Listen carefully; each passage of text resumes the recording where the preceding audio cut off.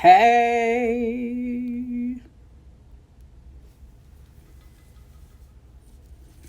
Oh. Hey, hey. I got to answer that last question. Boy, that was a good one. I was like, uh-oh, the live ended. The devil is a lie. I said, I got to get back on here for this one. Oh, y'all better be ready for this answer. I need y'all to get a pen and paper. I need y'all to get ready. Y'all need to share this one. When I answer this next question, I need y'all to share this video. I need y'all to tag your teams, tag your downline, your upline, your sideline, your midline. I need y'all to get y'all people on.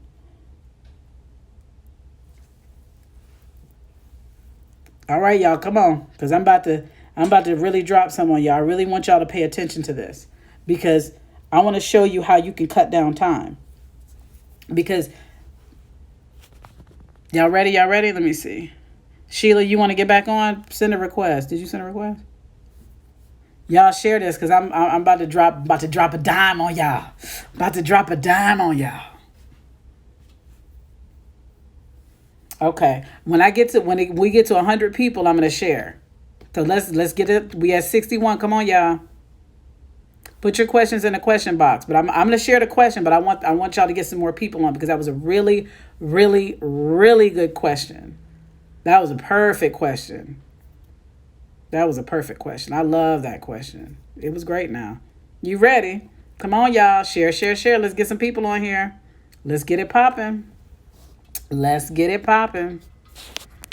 Okay, we got 69. Come on now.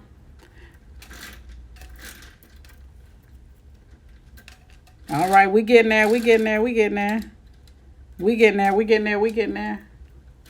We getting there. We getting there. We getting there. I probably will share. I'll save this one. I'm sorry. I'm going to close the blinds, but you know that. Oh, I like the brightness. Okay. All right, y'all. We getting up there. We getting up there. We getting up there. Okay. I'm going to start saying what the question was, and I'm going to give y'all a little bit more time to get the people on. So the question was, why did it take me 4 years? What did I do differently from the time I signed up until now to get the success that I've had? And this is good. This is real good. And I want to give a special honor and shout out to my sponsor, Global Director Natalie Nicole Smith, who just became the brand new 7-figure earner in the 1,000 Families movement. And so her story and my story. So let me tell y'all something. From April of last year until now, my coach has been able to earn over $700,000. Now watch this. From last April until now, I've been able to earn over $250,000. The two things that changed for both of us was us. So what did I do differently the first few years to the last year? I became the person that I was supposed to be. You see, when I started this business, I was not who I was destined to be. I was who I thought I should be. I was who I thought people wanted me to be. I was the person that I had morphed myself into. I wasn't being my true, authentic self. And I knew that as I continued to grow, that's why every time y'all hear me speak, I talk about personal development. I don't talk about that because that's the right thing to do. I talk about it because that's what I did. When people ask me what changed, guys, I changed. I had to be the person I was looking for. And I started to attract the people that were assigned to me because the person that I was, those 3 years, that wasn't who I was. That wasn't me. That was a representative. That was me only being who I thought the people would receive. That was me being the person I thought everybody wanted to see. The person I thought everybody would like. And so I had to make a decision that if I wanted more, I had to do more. Now, there's a few principles that I did at the beginning that made my rise a lot easier. So one of those things was this. When I first joined the business 4.5 years ago, I wasn't making that much money like that. I was working just like a lot of y'all are. My coach told me I needed to get binary qualified. I got binary qualified. My coach told me I needed a 120 smart ship. I got a 120 smart ship. And let me tell y'all, them first few years, I had to juggle that 120 SmartShip. I had to switch cards. I had to go from the personal account to the credit card sometimes. I had to do what was necessary, but I understood that if I knew the potential that this business had for my life, I had to practice the principles to participate in the promise. So if my coach is telling me to get binary qualified, even if I didn't have the money, I binary qualified myself. When my coach told me to get a 120 SmartShip, I got a 120 SmartShip. Guys, not one time in my 4.5 years have I ever not been binary qualified.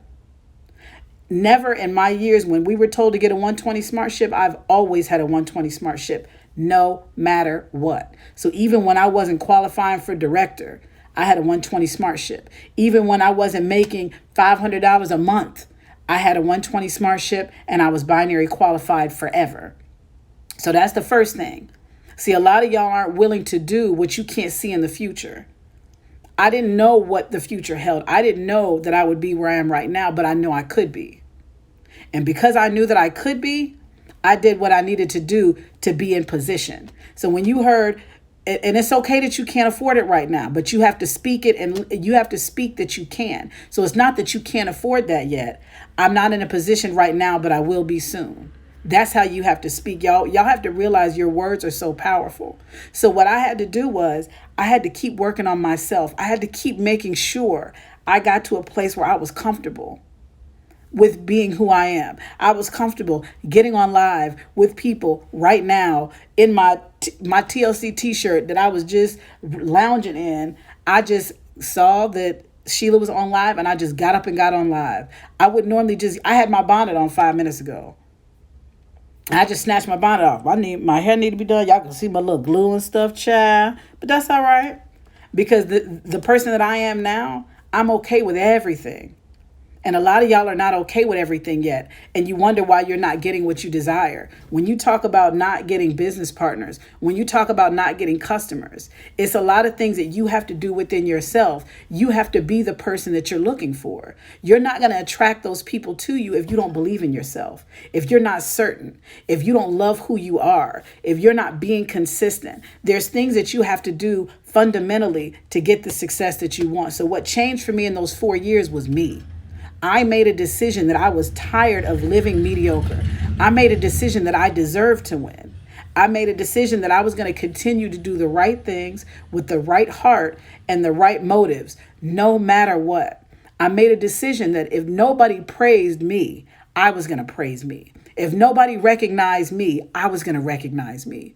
If nobody was cheering me on, I was going to cheer me on. See, a lot of y'all are looking for people to give you the validation that only God can give you. A lot of y'all are looking for people to give you those accolades, to say good job, to pat you on the back. That's why a lot of times, and I'm not saying this to be mean or rude to anybody, but I want y'all to know everything I'm telling you, I used to do.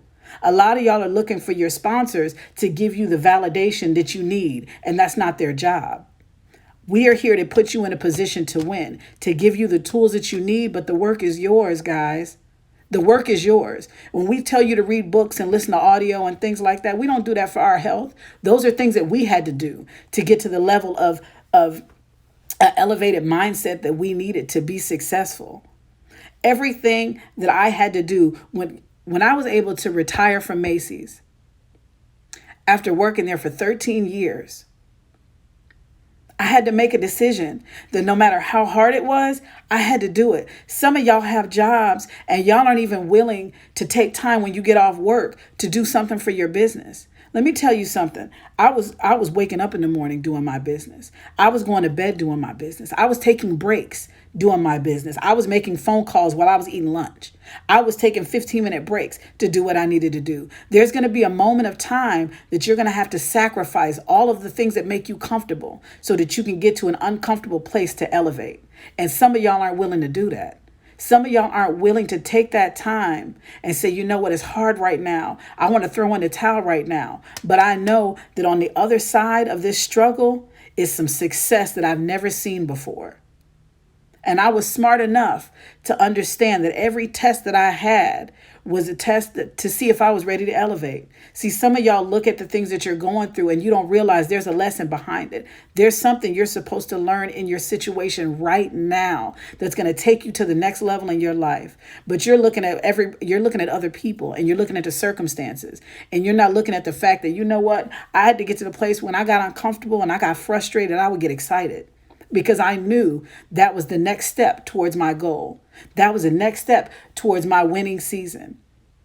So right before I was able to elevate and soar, I went through a very tough time in my life. And I made a decision during that tough time that I deserved to win. And whatever I had to go through to get to where I'm at now, I was willing to do it. And trust me, anything that you're doing right now that nobody sees, God sees everything that you do.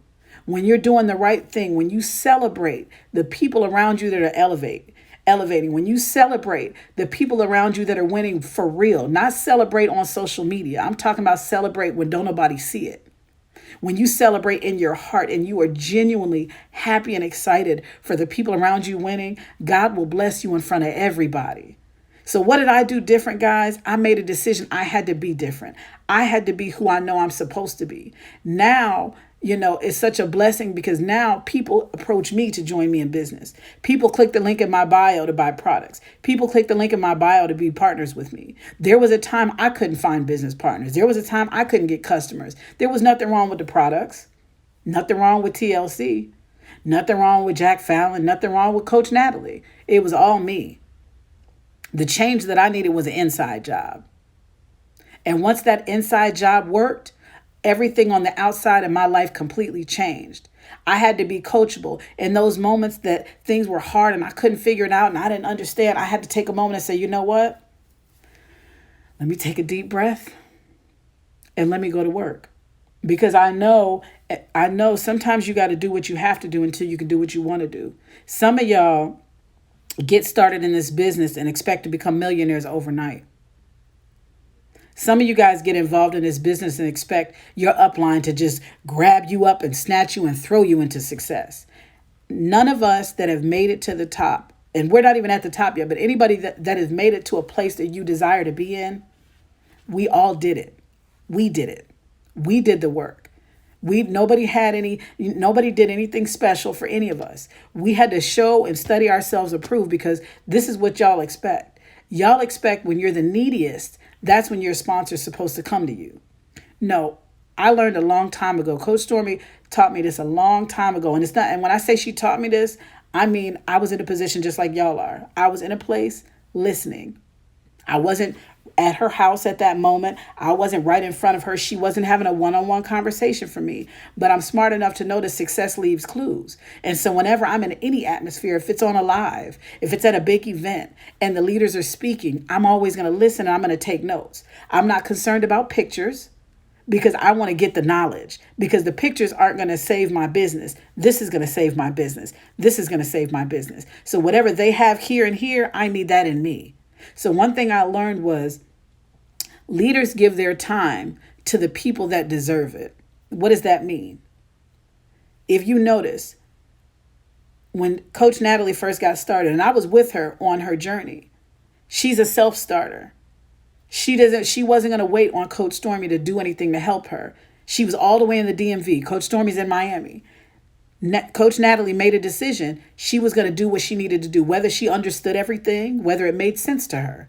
Whatever through a text message Coach Stormy advised her to do, she would do. Whatever was on a live, whatever was on a call that she was advised to do, she would do it. And when Coach Stormy saw the work that Natalie was doing on her own, she stepped in to work with her. See, some of y'all want to be needy and then expect the help. No, we have to help. We have to help the people that deserve it, because the best way to lead is by example. So if you want to bring the team that you need, if you want to bring the customers that you desire, you have to become the leader that you want to follow. You have to become that person. I had to become that person. I had to become who I was looking for. When I became that person, God brought me all the people that was looking for me. When I became who I was looking for, God brought me all the people that was looking for me. And so I had to address that question because that's a deep question. And that's a real question. That's a real question. And I got a real answer for you, baby. I had to make the adjustments. It wouldn't have taken 4 years if I had made the adjustments sooner. It may not have taken as long, but that's okay because I always trusted my process. I always trusted my journey. I knew that God had something greater for me. So if it took me longer to get there, I was okay with that. When other people that came after me were elevating faster than me, I was okay with that. See, some of y'all aren't okay with other people's success. Some of y'all aren't okay with seeing other people around you soar when you feel like you're supposed to be the one. If you're not getting where you want to be yet, it's not your time. And whatever you need to do to get there, you have to figure that out. Everybody's journey is different. Everybody's time is different. Everybody's season is different. And you have to be okay with that. You can't compare your journey to anybody else's because what God has for you is for you and what God has for them is for them. So whatever they're doing, it's one thing to copy the right cat, but some of y'all want to be somebody else. And you can't be blessed wanting to be someone else. You have to be you. Because God has every single person that's listening to me right now, whether you believe you have a story or not, whether you believe you have something to follow or not, there is something in you that somebody needs, but you're not showing the world who you are because you're afraid of being judged. You're afraid of being looked down upon. You're afraid of being transparent. You got to get past all that, guys. You got to be in a place where it doesn't matter because there is somebody that needs to hear what you have to say. So I'm going to give y'all some transparency about me since I'm talking about it, because I want to show y'all how easy it is to be free. These things that I'm about to share with y'all right now, and I hate it's not more people on here, but that's okay. Whoever's on here is supposed to hear this. I'm not a mother. I'm not a wife. So I don't have that story. I didn't grow up. My family was middle class, so I don't have necessarily the pedal to post story. But what I do have is this. I grew up, my parents split up when I was younger. Most of us, we've experienced that. My parents split up when I was 13. They got divorced when I was 16. They lived separate lives. My father hasn't really been a big part of my life. And I had to be okay with that. But I had to realize also that him not being there affected a lot of the relationships I had with men, the abandonment issues that I had, the trust issues that I had, me wanting to seek the approval from other people because I really wanted the approval from him. I have a sister that's addicted to crack since I was 15. I watched her be abused by her baby's father in front of me. I had to be the one as a teenager calling the police, being the counselor, being the therapist, being the youngest person in the room. I had to experience my older sister in a domestic violence situation where we had to rescue her from her situation. That's my story.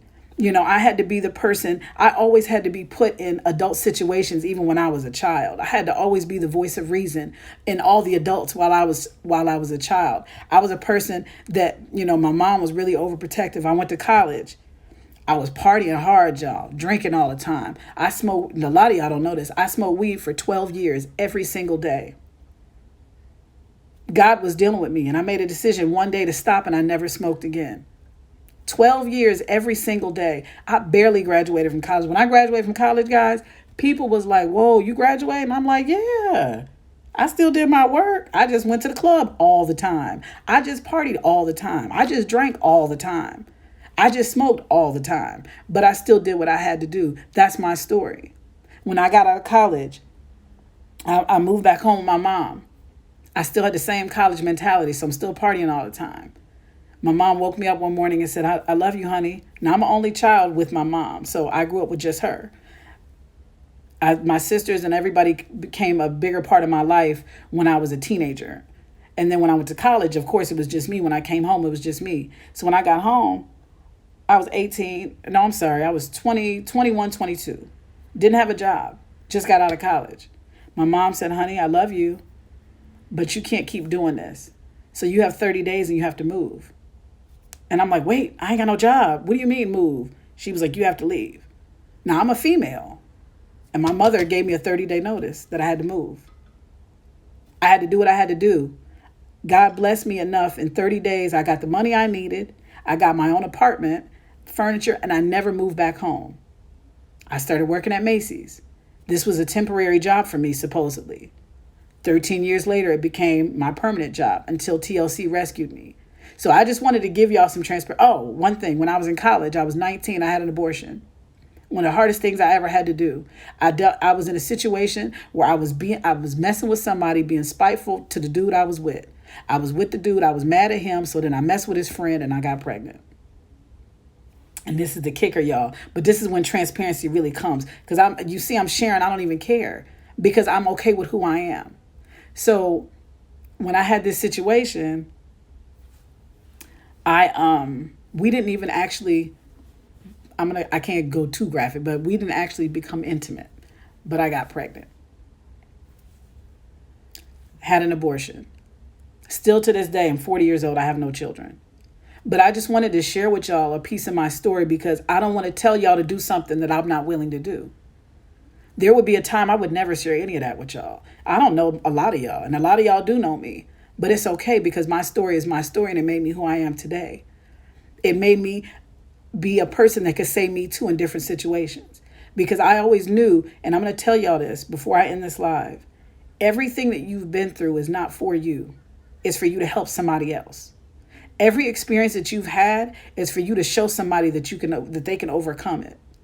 I've never been in a domestic violence situation myself, but I've been in it. You know, seeing my sister 7-8 months pregnant, physically getting beat in front of me while I have to hold my 3-year-old nephew back that's crying and screaming and doesn't understand what's going on. I have to call the police. I have to be the voice of reason. I have to be the counselor. I have to talk to her. I have to talk to him. And then to see her have her baby and then get addicted to drugs because of all the things that she went through in her life. So when I tell y'all that a lot of us are standing in our own way, because what happens is, okay, and I'm going to say this, Brittany, you said your story is the worst. It's for somebody though. Whatever your story is, sis, is for you to help somebody else. You know, people ask me, how do I start sharing my story? I said, you just start sharing.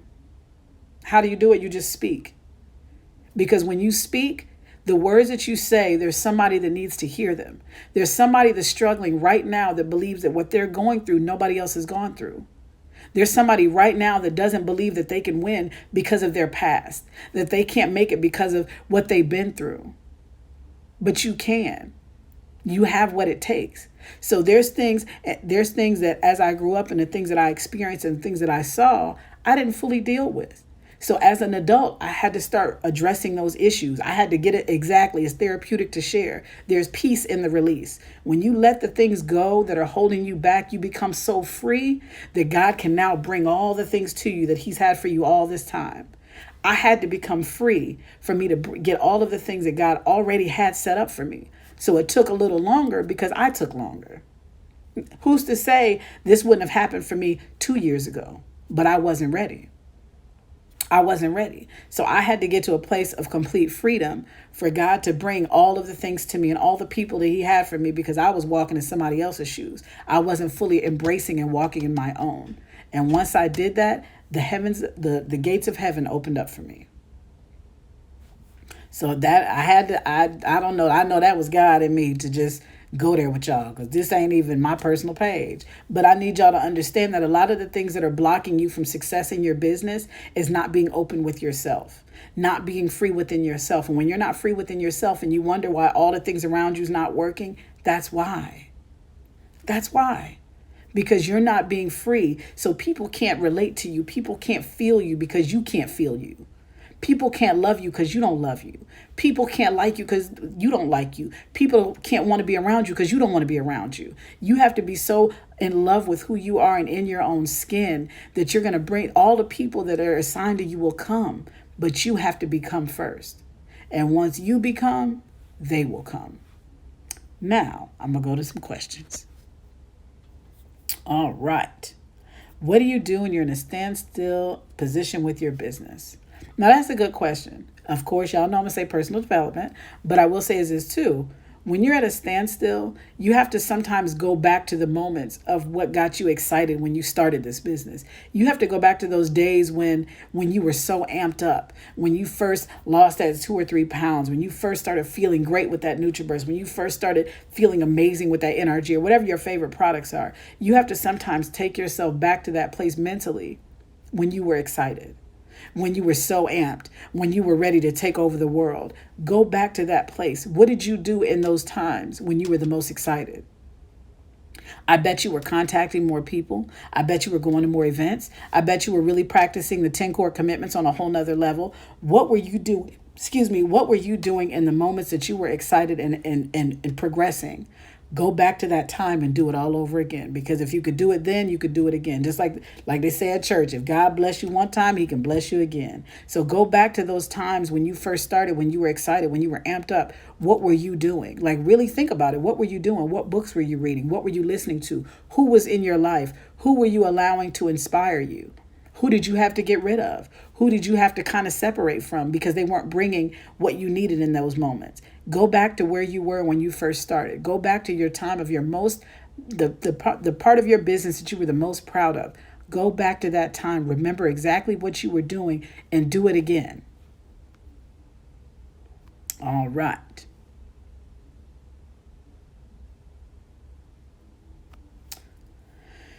Did you have any problems getting people to buy or sign up? Does having a hefty following help? I mean, definitely having more people to access is always going to help, but that doesn't mean that you can't do it. I didn't get a big following until the past few months, to be honest with you.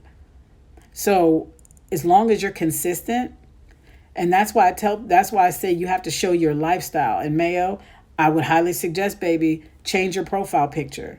That's not something I would want to buy from somebody who has a product in their profile picture because I already know they're selling something.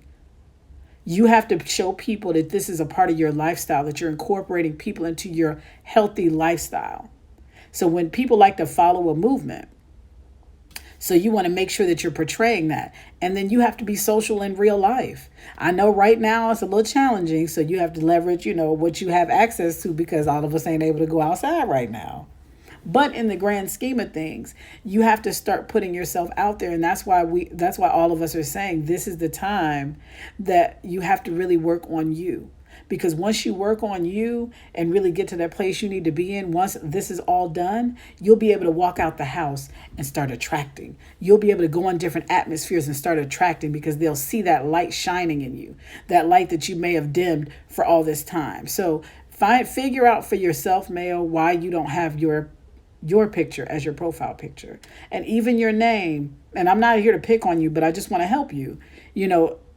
My name is LaQuelle J on Facebook, Instagram, and my actual name is LaQuelle. My last name is Johnson. It's long, so I do J. But I want you guys to know you have to make sure that your name is universal because if you think about it, let's say you're out somewhere before this and you gave out a sample. Somebody may want to find you. Do you know how many people have found me on social media because my name was consistent? And they would say, hey, I was your Uber driver. Or you gave me a sample at the grocery store. And I was able to find you. I want to get that product. You don't know. People could be looking for you, but because your name is Mayo 33021 and your real name is whatever it is, they can't find you. So you want to make sure on social media that you're consistent in what your name is so people can find you. You never know who's looking for you. Next question. What if you've never ever done network marketing and I'm just learning this? Oh, wait, I'm sorry. I should have made it thing. Okay. I've never done network marketing, but I've done business before.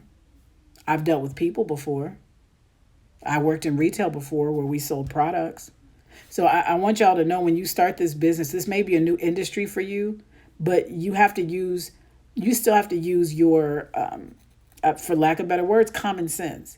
You have to say, okay, this is a new industry for me, but it's a people business. At the end of the day, what we do is we do relationships, we do people. So because if you go into this I've never done this before, you're going to make it harder than it has to be. You're going to overcomplicate it. You're going to overthink it. You're going to overanalyze it just because you don't know.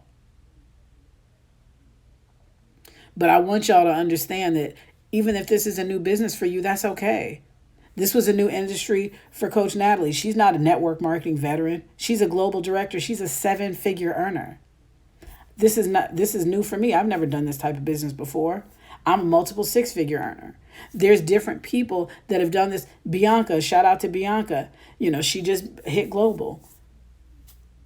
She's never done this business before. She had a corporate job. So it's not that you can't, it's not about never doing this before. It's just understanding this is just something new. So you have to treat it as such. That's why I say this time that y'all have this is TLC University, and take the time and learn. And it's okay. You don't have to know this business or this industry to do this business. Everybody that was success had to start. What if your name is long and hard to say and spell, and you should still use it? Do you know how many times people have butchered my name over the years? Y'all tell me how many LaQuelles y'all know. I'll wait. Okay? People mess my name up all the time. Misspell it, pronounce it wrong, the whole shebang bang. When I was growing up, y'all, this is real. When I was in 2nd to 5th grade, I was the only one of these in my school. And so my middle name is Ann. So I went by Ann for 3 years because people couldn't say my name right. I used to hate my name. Now I love it, and it's on all my pages. My website is laquelle.com. Go figure. Your cousin named LaQuelle. Oh, that's a wonderful person, child. I created 2 accounts to make myself binary. When I order more products, should I use one of those accounts? Okay. Now, this is a good question. Okay, exactly. 2 different spellings. So listen, if you binary qualify yourself, the only thing that you need to do through that account is keep it on SmartShip. Nothing else needs to run through those accounts. No other business needs to take place, just the SmartShip. Those 2 accounts that you create to be binary, keep them on SmartShip. Everything else you run through your main account. Now, if you're ordering products for volume, you can order in the back office of the one on your lesser leg. But other than that, just SmartShip. You're not doing customer orders, through those accounts. You're not signing up business partners through those accounts or anything like that.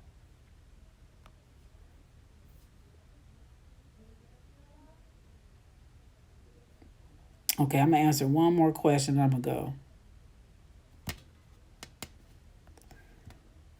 Am I going to have to get binary over again if the only 2 people I have are not active? Unfortunately, yes. Unless you have access to their account, you can log in and place an order in both of them to keep them active. But if that's not the case, then you just have to get more people, unfortunately. And I would reach out to them. If they're people that you know, reach out to them. No, never purchase anything from your own back office, ever. Never purchase anything from your own back office. You get no benefit from that. But yeah, if those people are real people, reach out to them first. Make sure they don't want to get back going. They could have been going through something at the time. Reach out to them. Hey, I'm sorry, I might not have been the best business partner for you back then, but I'm ready to get going. Are y'all ready? If you ready, let's do it. They may still say no, and then you just move on. Okay, y'all. I'm going to go. But I love you guys. Have an amazing day, and I'll see y'all later.